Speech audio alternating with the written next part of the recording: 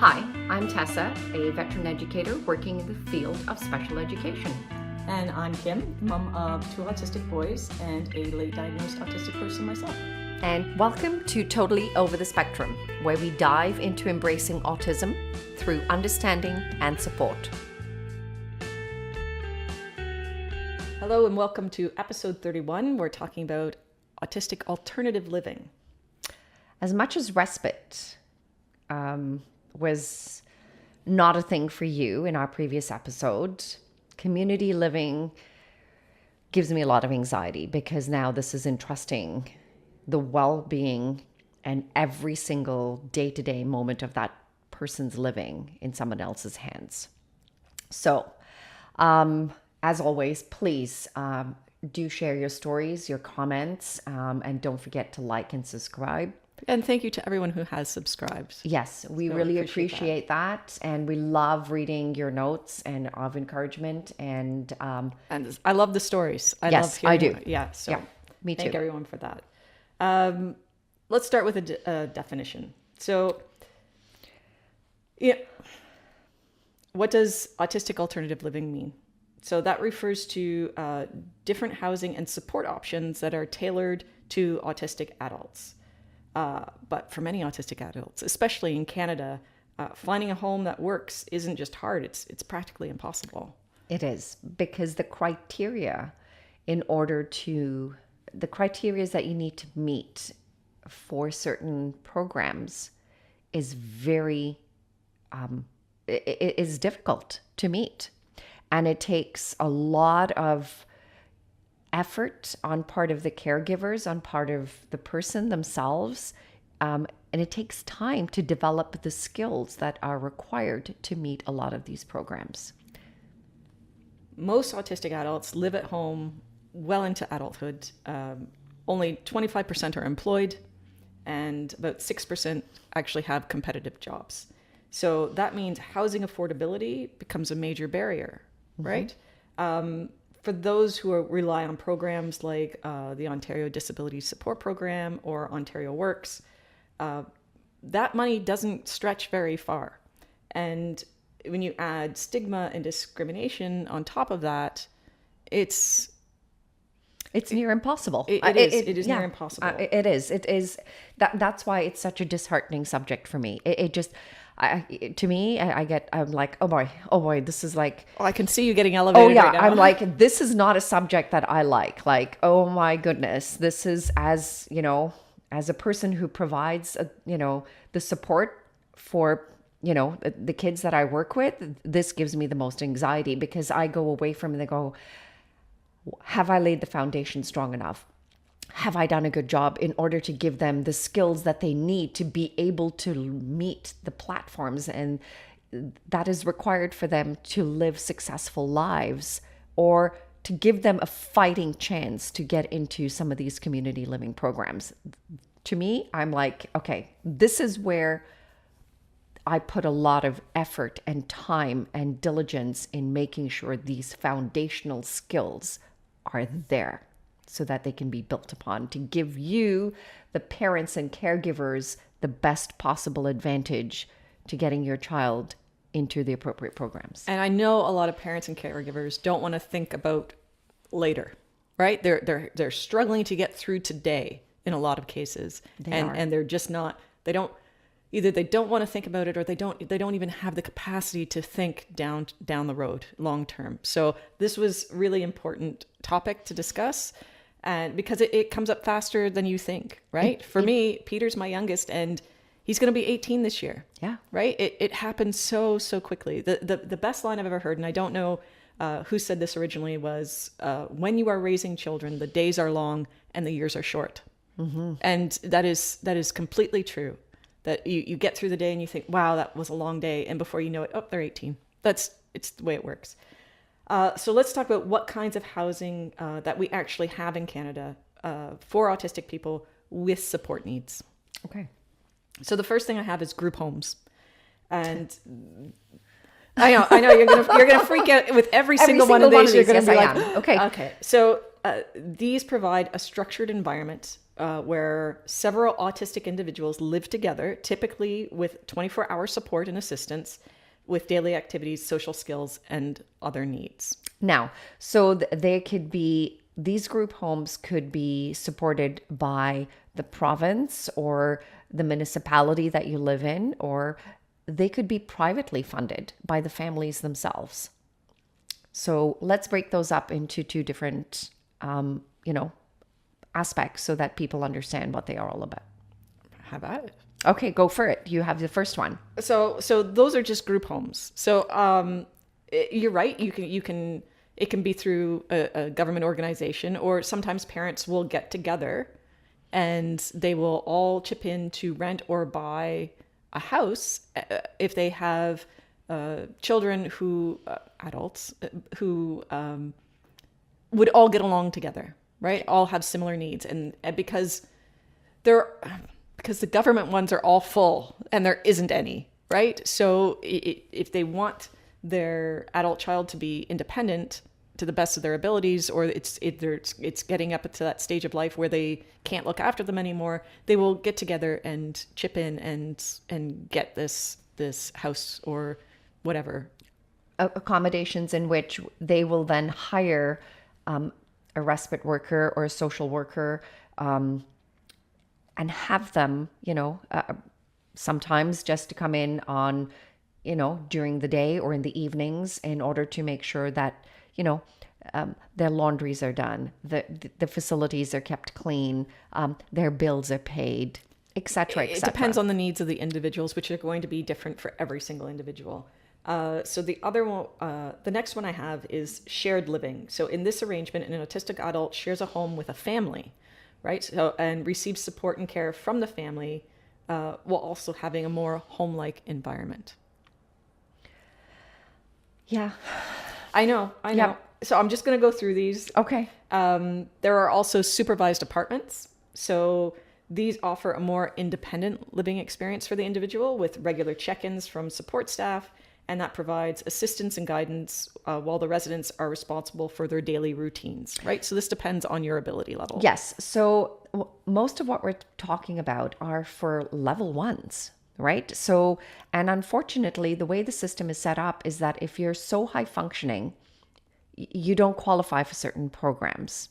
And if you're too low functioning, you still don't qualify for certain programs. I'm going to have to stop you because it high is functioning and low functioning. We don't use high functioning and low functioning anymore. But what you're talking about is support needs, high support needs, low support needs. But that's what the criterias are. Like if that's what they mean by it. Like if this is what you're capable of doing, oh well, then you're capable of living on your own. No, actually we're not. And we're not capable of doing this, so therefore you're not going to be able to qualify for this. Okay, let me give people an example so that they know where we're coming from. So what you're saying is, okay, so my son Alex is level 1, so he has lower support needs. So usually the government divides your support needs into two groups. They talk about your cognitive ability and your adaptive functioning. Your cognitive ability is where your intellectual disabilities and those kinds of things come into play, right? So Alex's cognitive ability is high, which means he can go to college or university, he can study, he can do all of those things, but his adaptive functioning is low. And adaptive functioning is your ability to care for yourself in everyday life, basically. So will he eat? No, he will forget to eat. He will forget to get washed. He couldn't make a grocery list because he's so not interested, right? Like he would need prompting and he would need support in order to handle his bank account and all of those kinds of things. So those are things that we work on because obviously with his cognitive ability being high, he is able to learn those skills, but he's going to learn them on his own time, right? So it's always a work in progress. So he does not meet the criteria for any kind of assistance because his cognitive ability is high. And that is where, that was what I was trying to articulate rather poorly. Your anxiety is like, yeah, it's just gone through the roof because I see the circumstances and I see currently the work that needs to be done in order to get people to the level where my anxiety is reduced of being able to function in society. The flip side is Peter, right? So my son Peter is level 3. He's non-speaking. He has very high support needs. So does he meet the cognitive? He also has a what they call a mild intellectual disability. So he would meet the criteria for both cognitive ability and adaptive functioning, but he's also a runner. So he wouldn't be able to go into some of these facilities, into these homes, because they don't have the capacity to support someone who could take off at any minute. Yeah. So I kind of have both ends there of things, which is what you were trying to say. So it's not everyone is going to meet the criteria, right? My kids don't meet the criteria. On both ends of the spectrum. Well, spectrums don't have ends. It is on both sides. Which is just frustrating for me. That you would, yeah, I see what you're saying. So, all right, let's get to the next one.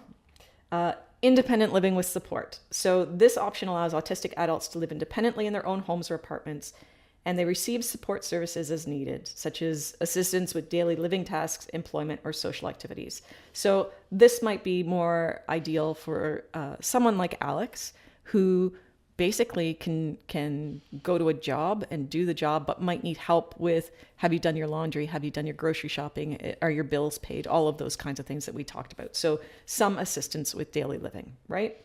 And the last one I have is specialized housing. So that is designed to meet specific needs of individuals with really significant support needs. Yes. So that would be like Peter, and often includes 24/7 assistance. Those are so limited. They really are so limited right now. And as soon as anything comes available, it's gone in the matter of moments. Most of these places don't even have wait lists. They've stopped. When we went out and we actually went to a workshop, would you say? Or it was like a fair. So it was kind like of, yeah. a lot of booths set up with different providers within the world of autism. And the social housing wait list in Southern Ontario is about 10 years. And to realize, in speaking with some of the coordinators, that on average they have on best 40 openings a year. And I went for a very large region, and I go 40, just 40. Those aren't even openings. What you mean is we only take 40. We only have capacity to take for 40 people. Yes. And it just blew my mind. And it, I'm totally dysregulated doing this recording, by the way, people. I am just like, there are things that, totally dysregulate you. This is my fear. Yeah. This is my fear is like, okay, respite care. Yes. Where you can, the person takes them out, for a few hours, maybe overnight, maybe a weekend, but they're back with you and everything is okay. But this is Neverland to me. It's like, are they coming back? Like, how can I ensure their safety, their trust, their well-being? This to me is too many unknowns, and even if you hear these options, you think, great, that's fantastic. Good luck finding one of these places. That's the thing. And okay, so let's get into that. There's a term called the double cliff, which was interesting to me. So the first cliff is the transition into adulthood. So when an autistic youth try to move out only to find that the system is not ready for them, there's nothing available to them. So that's sort of the first cliff, right? And the second is when their aging caregivers can no longer provide support. So if your kids stay with you until they're middle-aged and suddenly, you're older now and maybe you need to go into some sort of assisted living or something like that, you can't care for them, that's the second cliff. So that often leaves autistic adults vulnerable to homelessness or institutionalization or crisis-based solutions like they ending up in the criminal justice system because there's no one there and there are no supports for Okay, them. you're ready to make me cry. I'm so sorry. Like But I'm this literally is- on the verge of tears. Like yeah, yeah. I know. And I've had a lot of people say to me, Kim, what are you going to do? And I'm like, chill, I've got plans. Okay. So successful housing solutions also means that it's not just enough to have bricks and mortar. It's not just enough to have a building, right? It's about suitability. I'm so sorry if you're going to cry. It's okay if you do. That means they have to be sensory friendly design, quiet spaces, respectful landlords, and inclusive neighborhoods. And all of that matters a lot. And I'm going to let you take a break. I got a lot of information to dump, so just breathe for me. Okay. I found a report, and it was called the Housing Through an Autism Lens Project, also known as HAL. And it's from 2021, and it was independently done, and it looks at what autistic people really need in order to have successful living accommodations. And they gathered participants and partners from the autistic housing system as a whole, and they sat down to explore the legislative, the programmatic, and the stories of lived experience of autistic adults in housing. So they looked at everyone, and I love that they have autistic voices as part of this study. So they found 5 things that shape housing experience, okay? And the first one is agency. So agency is the capacity of individuals to act independently and to make their own free choices. And that is often overlooked as a basic human need for autistic adults. Okay, so you know that autistic adults are going to need support, so they stop asking them what they want because they just need to be taken care of. Mm-hmm. Okay? They found that engaging autistic adults in determining their own housing options and offering varying combinations of access to independent spaces and support increased the likelihood of having a satisfying housing fit. So why is that important? Well, agency also has variation, and autistic adults need systems that allow them to make suitable housing choices with varying levels of independence. This is all person specific. It is. Right? It is not a one size fits all. And being able to make those choices and know that there are options to effectively help themselves reduced a feeling of helplessness. And it correlated to better mental health, especially for young autistic adults. Right? Housing is holistic. It's not just about having a place to live. No, it is. And talking about this, right? So my squirrel brain goes, I can dial forward and then I can dial back. And I go back to foundational skills. Why I work so hard in order to develop those foundational skills, to develop those life skills. Because to me, those are the most important aspects and tools that I can give my students, my learners, the best opportunity to meet the criterias to give them a holistic living. Yeah. A human right living. So in addition to having housing options, they also found that with appropriate support and capacity development opportunities, so within that person's specific developmental capacity, right? With their ability to make decisions, more autistic adults could live independently and exercise agency in their lives. But to do all of that, it required solid, individualized planning and to treat people with unique needs as opposed to one size fits all. Mm-hmm.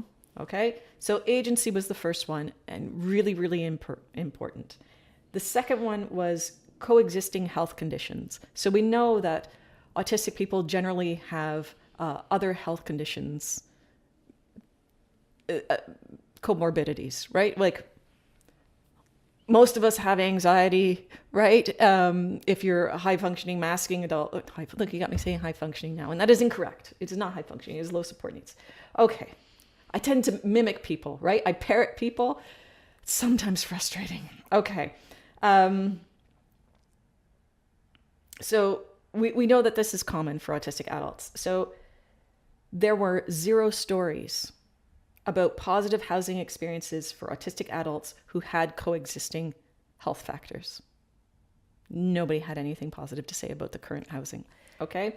But there was a strong correlation between their coexisting health factors and really negative housing outcomes. Yes. It's sad. It's a very depressing subject. I know. But people need to know what's out there because they need to start working on it. And the more people who advocate for better resources, the more likely we are to get them. So this is a shout out to a billionaire. Please, I'm appealing to a billionaire to please invest into a holistic approach for people and housing for autism. That's my shout out. Okay, send it out, universe. So the findings of this report also suggested a direct link to housing as both an outcome and a determinant, right? So negative housing situations and instability compounded existing mental health issues and in particular exacerbated anxiety and depression. And then positive housing situations determined access to positive mental health enhancing conditions, including, support and social interactions and feeling safety and protection and having calming sensory environments. Like everything works together. These are not things that happen in isolation. So being able to manage these issues is also connected to a lack of income and financial support, right? Their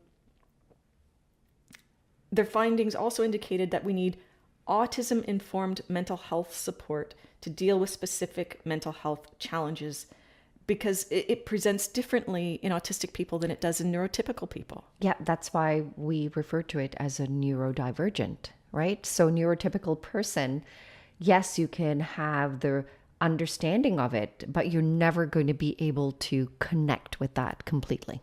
And healthcare providers need to know that when they're dealing with anxiety and depression, it's going to be different for an autistic person than it is going to be for a neurotypical person. They need to be informed, right? And so the last point I have under this was that they, in order to manage coexisting health issues, that has to be preventative and frequent, not reactionary crisis-based. And unfortunately, our system is set up where it is reactive and not proactive. So I am a huge advocate for proactive approaches, right? So I would like to see that change. Number 3 that they found, income and support services. So the income is immensely impactful on housing for autistic adults, and it really highlights that securing housing for autistic individuals is influenced by global, national, provincial, and municipal affording housing crises, right? There is nothing available. Unless you have money, there's nothing out there, right? That's why I keep shouting out to a billionaire, Kim.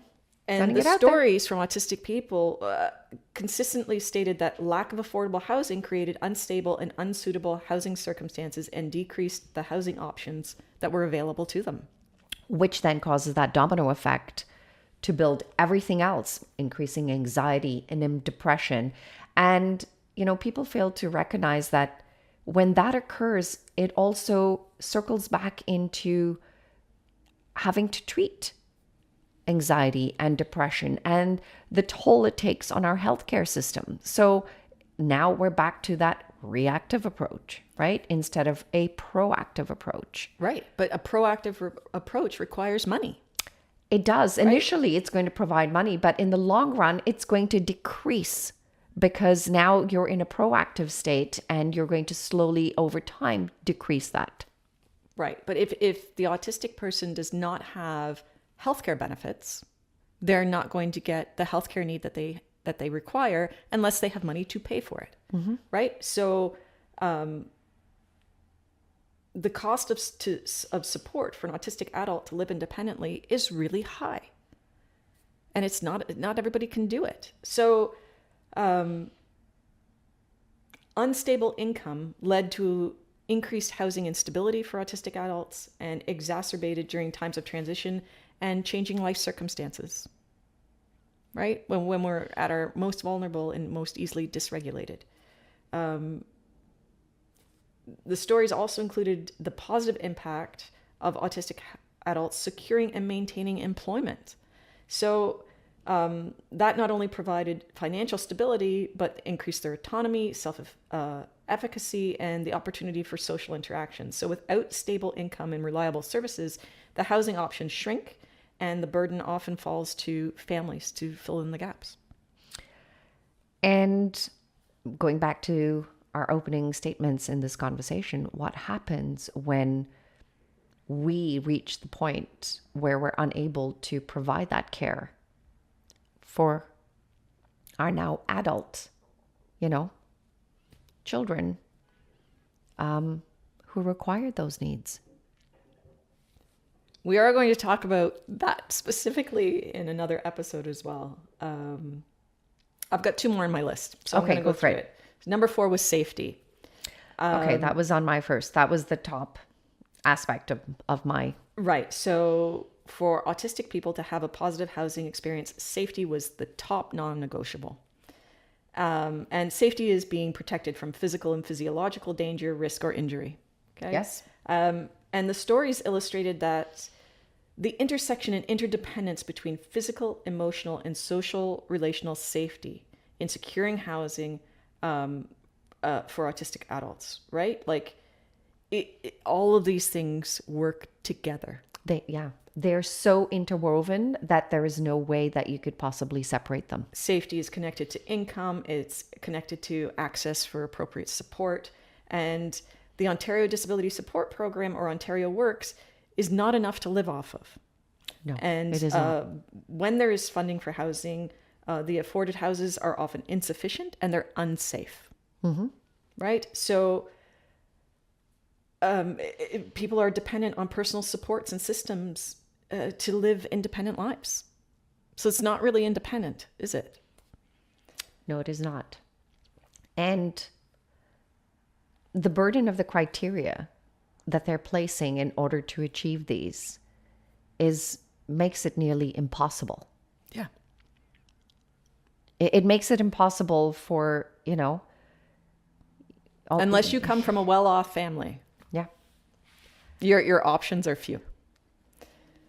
The last one, social relationships. And it seems like we're not talking about housing, but it's all interconnected. It is. Right? So social relationships absolutely often overlooked as a determinant of housing for autistic adults, but social relationships made autistic adults feel connected, supported, and safe. Mm-hmm. Right? And that includes family, friends, neighbors, circles of support, colleagues, pets even. So having positive social relationships encouraged autistic adults to live independently. It helped them to resolve problems and provided mentorship in order to navigate challenges. Right? All of these things have to work together. Like we said, it's not just about having a building, having a room, having a structure. Social relationships help to mitigate stressors associated with change and transition, and feeling safe and understood in relationships led to reduced anxiety and depression. It's a lot of information. I mean, I broke it down into just simple categories of housing and living arrangements. Within that, like we discussed, the diverse needs, the support system, the self-advocacy.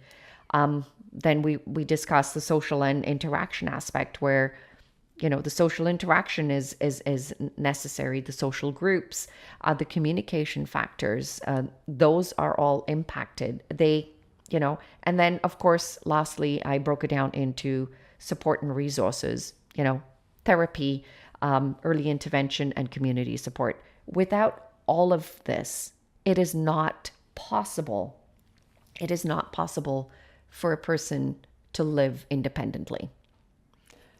Yeah, away from their family. Point. You can't just stick someone in an apartment and say, okay, we got you an apartment, you're good to go. Yep. It's not going to work. It's not going to be successful.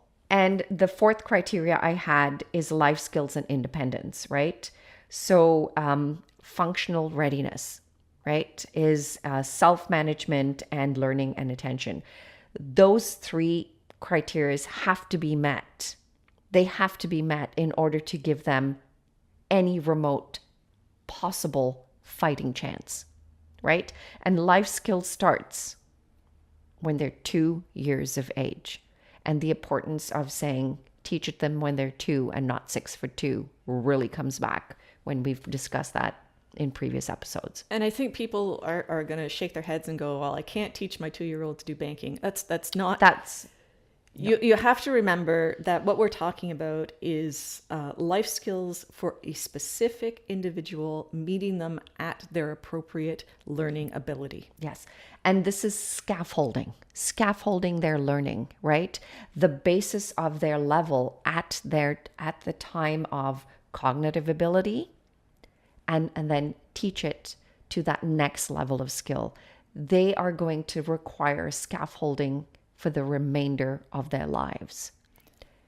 And it's so specific to every single person. So when my kids were little, this is just a simple sort of analogy. So when my kids were really little, the first thing in when you're cleaning up, right? When they were in the bathtub, we had a lot of bath toys, bath time, really fun. And I would make them put their bath toys back into the basket that I kept them in at the end of tub time, right? So they'd have to go around, they'd have to find them all and put them in the basket, right? And I remember my mother getting really upset with me, old school thinking, that she's like, well, they're so young, why are you making them clean up? And I'm like, first of all, I make things fun, thank you very much. They don't feel like this is work. They feel like this is fun. We gotta wade through all the bubbles in the water and everything to grab all the things. This is, but it's also teaching them to put things back when they're done. yeah, Right? I'm not always going to be here. And that is a skill that they could do at an early age. and it's a skill that they can build on Exactly. as they grow, as they mature. And then that cleanup skill relates to, now let's jump 15 years or 20 years ahead. Oh, we've just cooked a meal. We're not going to leave everything in the kitchen. We're going to clean up.